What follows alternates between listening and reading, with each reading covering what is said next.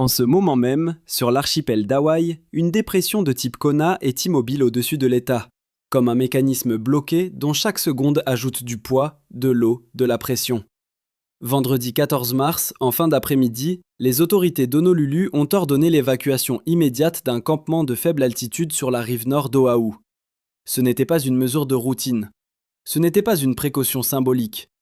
C'était la reconnaissance brutale qu'au-dessus de ces habitations, un réservoir montait vers une côte que personne ne voulait prononcer trop souvent.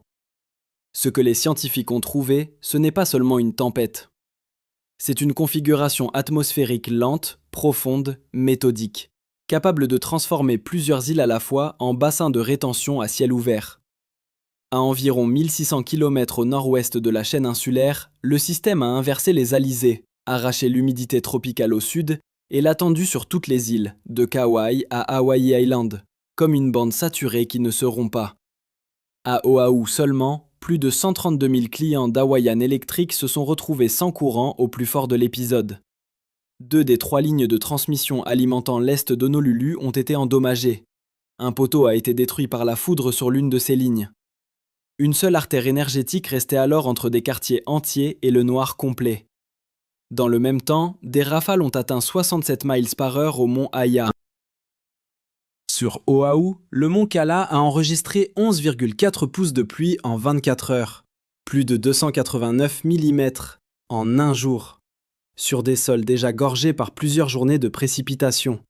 Toute école publique de l'État a fermé, tous les bureaux de l'État ont fermé, tous les campus de l'université d'Hawaï ont fermé.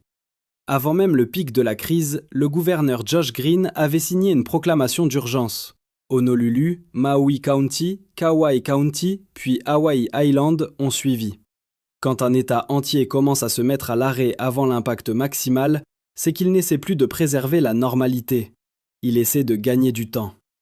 Pour comprendre comment Hawaï en est arrivé là, il faut remonter le mécanisme jour après jour, presque heure par heure, comme on reconstitue l'approche d'une rupture sur un sismogramme. Dimanche 9 mars, le National Weather Service a déjà placé les îles sous premier niveau d'alerte jusqu'au samedi suivant.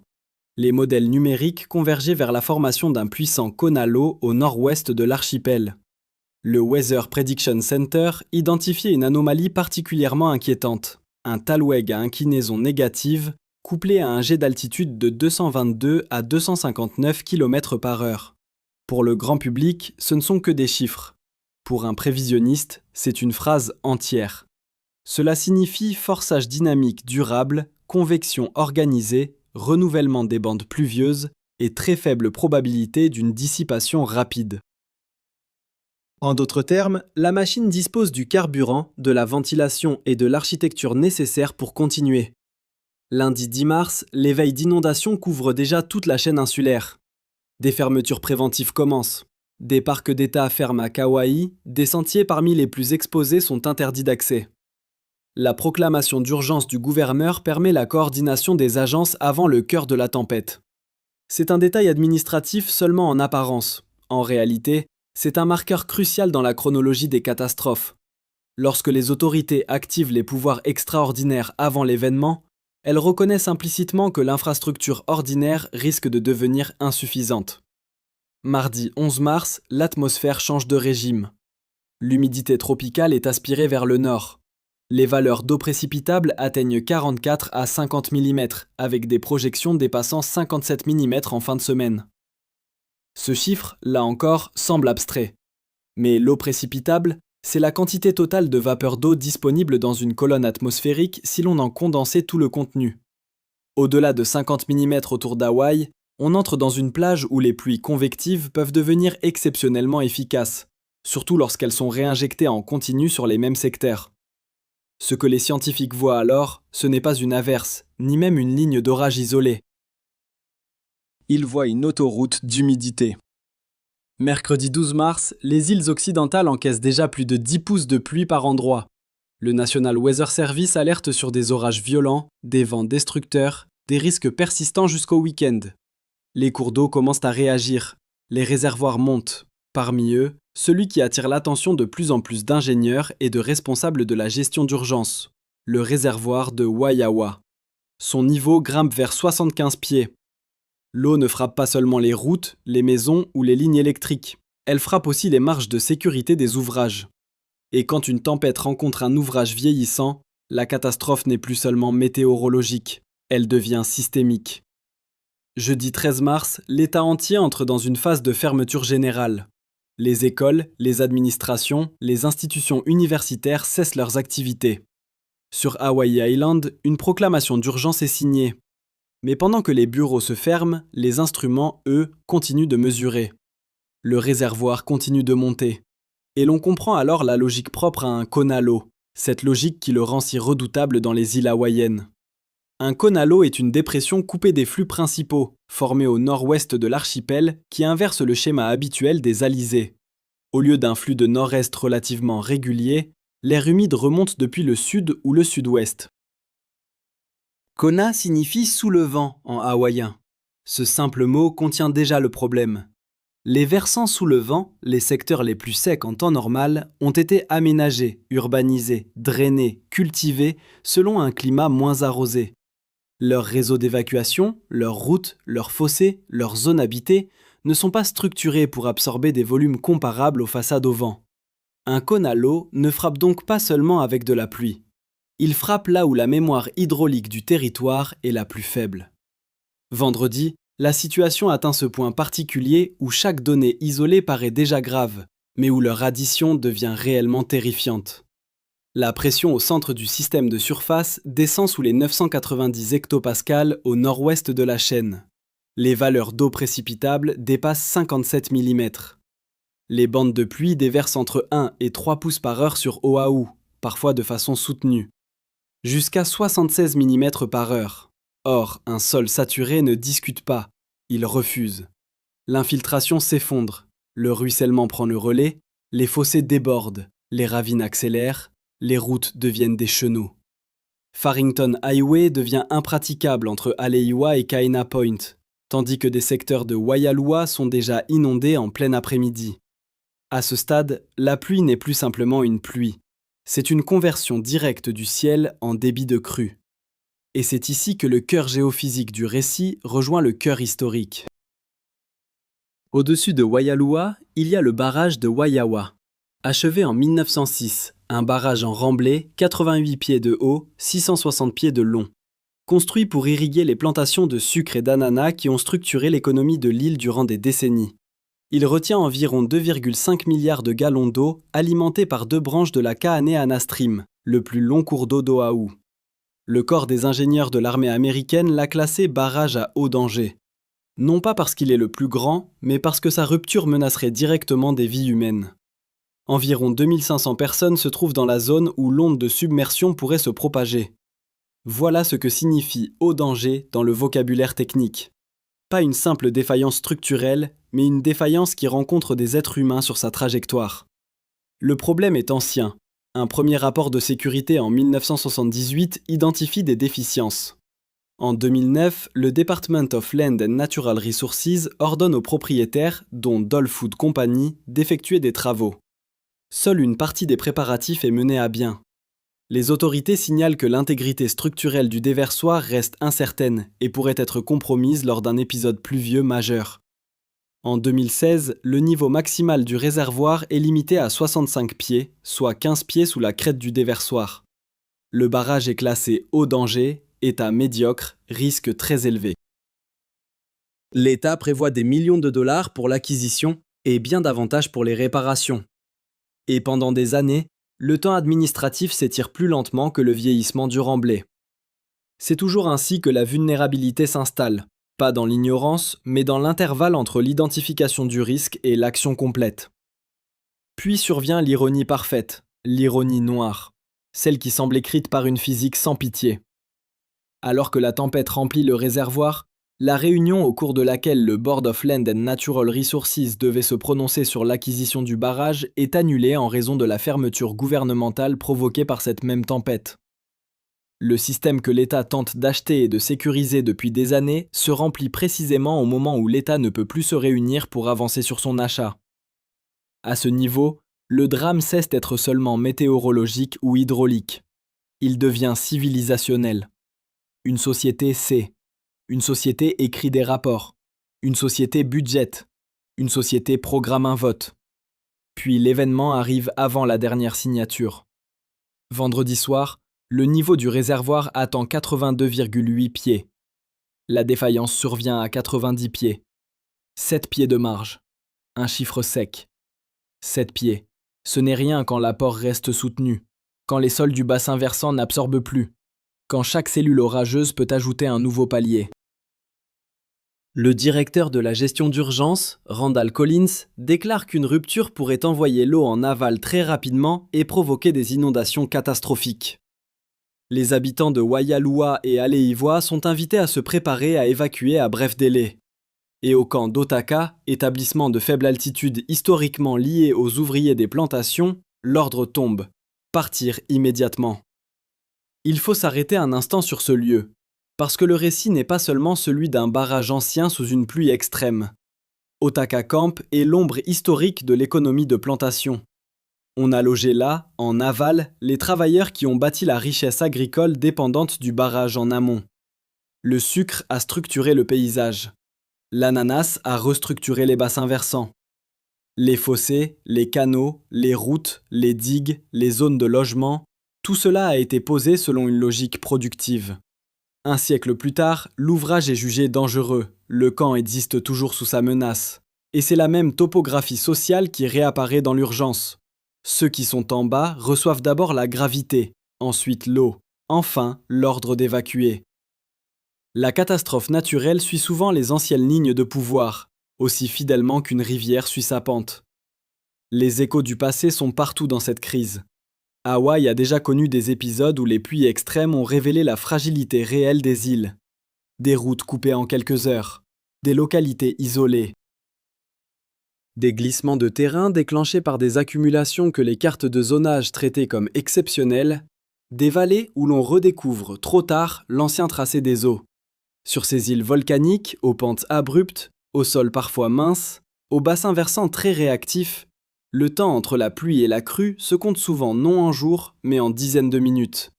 La montagne reçoit, le ravin concentre, l'aval encaisse. Ce principe est vieux comme l'archipel. Ce qui change, c'est la densité humaine, la dépendance électrique, la complexité logistique, l'oubli progressif des anciens chemins de l'eau. C'est peut-être cela, la vraie leçon de cette séquence. Un cône à l'eau ne crée pas la vulnérabilité. Il l'éclaire. Il révèle en quelques heures ce que des décennies ont accumulé. Un réseau électrique appuyé sur 3 lignes, dont 2 sont déjà endommagées. Un barrage de 1906 à l'intégrité discutée. Des zones bâties dans des plaines de débordement modifiées par le développement. Des fossés historiques comblés. Des routes littorales qui deviennent des étranglements. Des institutions forcées de fermer au moment précis où la coordination devient vitale. Les scientifiques, les hydrologues, les prévisionnistes, eux, n'ont pas découvert une anomalie isolée. Ils ont trouvé un système d'îles modernes posé sur une mémoire ancienne de l'eau. Et cette mémoire est en train de revenir. Le réservoir de Waiawa a fini par amorcer une baisse après son pic. Mais une baisse n'est pas une résolution, c'est une suspension. Un répit mesuré, en pieds, en millimètres, en heures de pluie gagnées ou perdues. Car la question n'est plus seulement de savoir si cette tempête précisera ou non le point de rupture. La question, désormais, est celle qui hante toutes les infrastructures vieillissantes confrontées à un climat plus instable. Combien de fois encore peut-on compter sur la marge restante avant qu'elle cesse d'exister ? Les parallèles historiques ne servent pas seulement à donner de la profondeur au récit. Ils servent à mesurer la répétition. À Hawaï, les catastrophes naturelles ont souvent cette apparence trompeuse d'événements isolés. Une tempête ici, une crue là, un versant qui cède, une route qui ferme, un quartier qui reste sans courant. Mais quand on aligne les archives, les cartes hydrologiques, les rapports de sécurité, les bulletins météo et les photographies aériennes, on voit autre chose.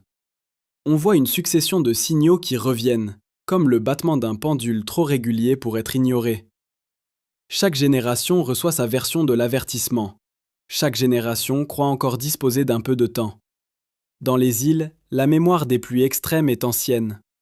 Bien avant les infrastructures modernes, les vallées encaissées, les plaines littorales basses et les débouchés de ravines imposaient déjà leurs lois. Puis sont venues les plantations. Elles n'ont pas seulement occupé le territoire, elles l'ont redessiné. Les fossés de drainage ont été creusés pour servir les cultures. Les cours d'eau ont été canalisés. Des digues et des retenues ont été construites pour contrôler la distribution de l'eau. Des campements ouvriers ont été placés là où la logique économique l'exigeait, pas là où la topographie aurait été la plus sûre. Ensuite, les plantations ont fermé, mais le dessin qu'elles avaient imprimé au paysage est resté. Des ditches ont été comblés, des axes routiers ont été durcis, des terrains ont été lotis, des zones basses ont été réoccupées, sans que la mémoire hydraulique complète soit transmise avec les actes de propriété. La pluie, elle, n'a rien oublié. C'est ce que raconte la voix d'une habitante comme Raquel O, agricultrice et figure locale dans les terres de Waialua. Alors que la pluie tombait sans interruption, elle observait les routes du North Shore devenir des lames grises parcourues d'un courant rapide, presque horizontal, comme si la surface entière de l'île s'était mise à glisser vers l'océan. Elle voulait partir. Sa famille hésitait. C'est toujours ainsi que la catastrophe se présente à l'échelle humaine, sous la forme d'un débat de quelques minutes entre rester encore un peu et partir tout de suite. Le radar montre des couleurs. Les capteurs affichent des chiffres. Mais sur le terrain, tout se réduit souvent à une seule question. Est-ce que la route sera encore ouverte dans 20 minutes ? Ce qu'elle a filmé depuis sa voiture n'avait rien de spectaculaire au sens cinématographique du terme. C'était pire. C'était l'image banale d'un monde qui cesse de fonctionner. Une autre voix, issue du conseil de quartier du North Shore, a décrit un phénomène plus lent, plus vaste et peut-être plus inquiétant encore. Au fil des années, a-t-elle expliqué, les inondations se sont aggravées avec le développement. Des fossés de drainage hérités de l'époque sucrière ont été comblés. Des écoulements ont été déviés. Des ditches et des cours d'eau ont perdu leur continuité. Ce témoignage touche à l'un des points les plus sensibles de toute analyse géophysique moderne. Une catastrophe n'est presque jamais la simple rencontre entre un aléa naturel et une population. Elle est souvent le résultat d'une longue altération des chemins par lesquels l'énergie et l'eau se dissipaient autrefois. On urbanise, on rectifie, on remblait, on constricte. Puis, un jour, l'eau revient vers son ancien tracé, mais cet ancien tracé passe désormais sous une route, à travers un lotissement, derrière un transformateur, au pied d'une maison. Et l'on s'étonne que les dégâts soient soudain plus lourds qu'avant. À Aleiwa, des habitants ont regardé 2 cours d'eau monter simultanément de part et d'autre de leur propriété. Cette image résume tout. Non plus un seul danger identifiable, mais l'encerclement progressif par plusieurs systèmes qui réagissent en même temps. Dans une île montagneuse, la menace n'arrive pas toujours de face. Elle vient du versant, du talweg, du lit secondaire, du point bas que l'on ne surveillait pas parce qu'il paraissait secondaire les années ordinaires. À Dinningham Ranch, une clôture a cédé sous la poussée d'une eau qui cherchait son passage vers la mer. À Kaneohe, un homme a été photographié en train de repousser l'eau stagnante à coups de balai devant une entreprise. Un geste dérisoire, presque poignant. Un être humain, seul, face à la surcharge d'un système de drainage entier. L'image dit ce que des tableaux techniques ne disent pas. À un certain stade, l'entretien individuel, la prudence privée, la bonne volonté locale ne suffisent plus. Quand la pluie dépasse la capacité du réseau, c'est le réseau qui devient le personnage principal. Et puis, il y a l'électricité. Toujours l'électricité. Dans les sociétés insulaires contemporaines, le courant n'est pas un confort supplémentaire, il est la colonne vertébrale invisible. Les pompes, les feux de circulation, les télécommunications, les réfrigérateurs, les stations de traitement, les systèmes de paiement, l'éclairage, l'information, la chaîne du froid médical, tout repose sur la continuité de l'alimentation. Lorsque 132 000 abonnés se retrouvent sans courant au pic de l'événement, le chiffre semble déjà immense. Mais sa vraie signification apparaît lorsqu'on le place en série avec une autre donnée. 2 des 3 lignes de transmission du secteur de Ko'olau ont été endommagées. Il n'en reste plus qu'une pour séparer l'est d'Honolulu du blackout complet. Une ligne, une seule. La civilisation moderne adore les redondances théoriques, jusqu'au moment où elle découvre que sa résilience réelle tient à un câble, un pylône, un poste, un accès routier, une fenêtre météo trop étroite pour réparer. Les conséquences économiques d'un tel épisode dépassent largement les images de crue. Quand les écoles ferment à l'échelle d'un État, ce sont des centaines de milliers de routines familiales qui s'effondrent en même temps. Quand les bureaux publics ferment, ce sont des décisions, des dossiers, des autorisations, des votes et des chaînes de coordination qui se figent. Quand tous les campus de l'université d'Hawaï s'arrêtent, ce sont des laboratoires, des services, des transports, des emplois étudiants et des flux quotidiens qui se mettent en pause. Les routes coupées sur des îles n'ont pas le même sens que sur un continent. Sur une île, chaque fermeture pèse plus lourd parce qu'il y a moins de détours, moins de profondeur logistique, moins d'espace pour redistribuer la circulation des secours, des denrées et des réparations. L'insularité compresse les marges. Une route submergée n'est pas seulement une route submergée. C'est parfois l'unique veine praticable d'un secteur entier. Le barrage de Waiawa concentre cette fragilité comme un nœud de mémoire. Construit en 1906 pour alimenter l'économie de plantation, il est aujourd'hui évalué non à l'aune de son utilité passée, mais à l'aune de son potentiel de destruction future. Classé à haut danger, en mauvais état, à risque très élevé, il matérialise une vérité inconfortable. De nombreuses infrastructures ne meurent pas quand leur fonction historique disparaît. Elles restent sur place, vieillissent, changent de propriétaire, accumulent des rapports, traversent les décennies administratives et attendent leur collision avec un événement extrême. Entre-temps, la population en aval se renouvelle, les monts changent, les usages changent, mais la gravité, elle, ne change pas. Si le barrage cède, l'eau ne demandera pas si le sucre appartient au passé. Le plus troublant, peut-être, est la chronologie de la conscience. Les déficiences sont repérées dès 1978. Des réparations sont exigées en 2009. En 2016, le niveau du réservoir est limité. Des budgets sont envisagés. Une acquisition se prépare. Puis, la réunion décisive est annulée à cause de la tempête même, qui démontre l'urgence absolue du problème. Cette séquence a la structure d'une tragédie technique. Elle montre comment une société peut connaître le danger pendant des décennies, disposer de fragments de solutions et tout de même se retrouver au bord du point critique lorsqu'un événement suffisamment persistant se présente. Non pas parce que personne n'avait compris, mais parce que comprendre n'est pas agir, budgéter n'est pas réparer, planifier n'est pas finir. Et le point critique était là, dans un nombre. 82,8 pieds. La défaillance à 90, 7 pieds de marge. 7 pieds entre l'anxiété et la rupture. 7 pieds entre un ordre d'évacuation préventif et une onde de submersion. 7 pieds, alors même que les services d'urgence rappelaient que de fortes pluies restaient prévues.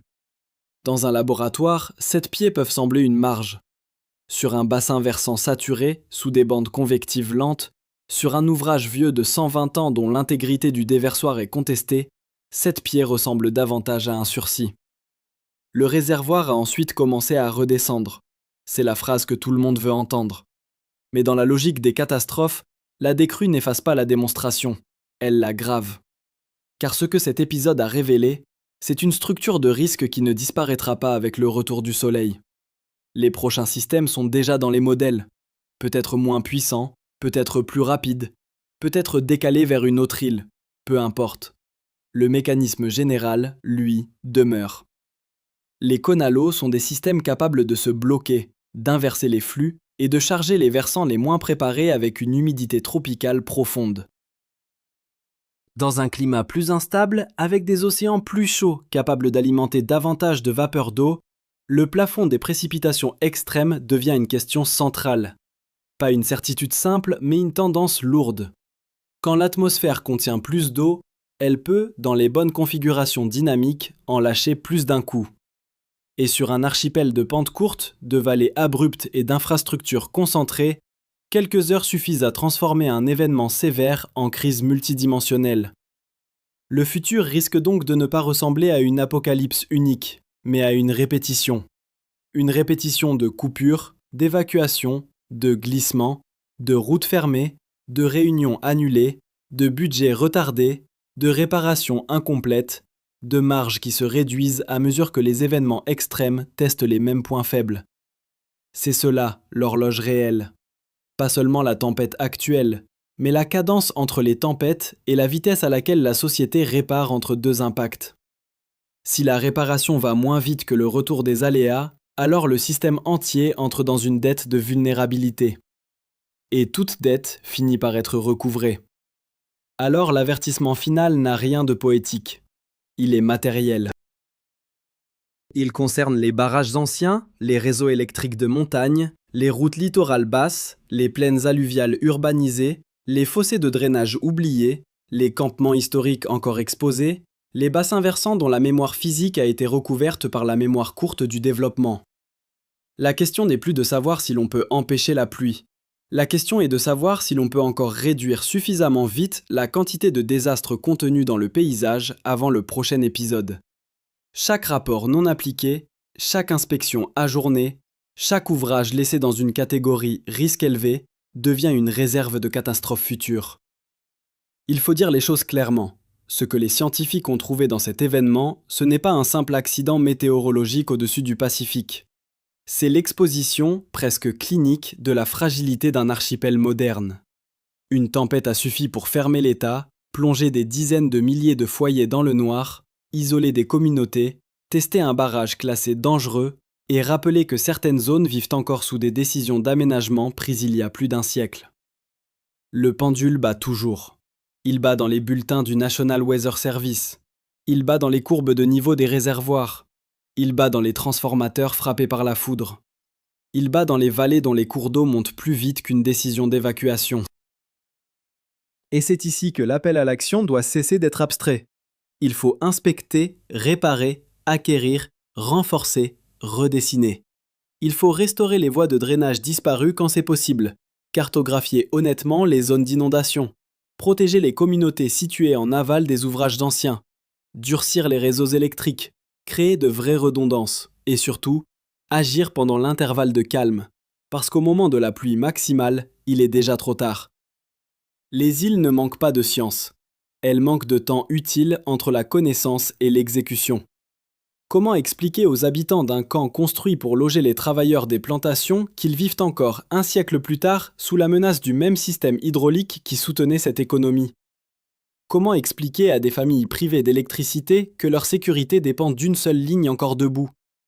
Comment expliquer qu'un barrage dont les faiblesses sont connues depuis 1978 ait pu approcher à ce point son seuil critique en 2026 ? Il n'existe qu'une seule réponse honnête, en reconnaissant que le danger ne vient pas uniquement du ciel. Il vient aussi de tout ce qui, sur Terre, a été différé. Le réservoir a baissé. La tempête finira par se dissiper. Les bureaux rouvriront. Les écoles reprendront. Les routes seront déblayées. Les chiffres disparaîtront des bandeaux d'alerte.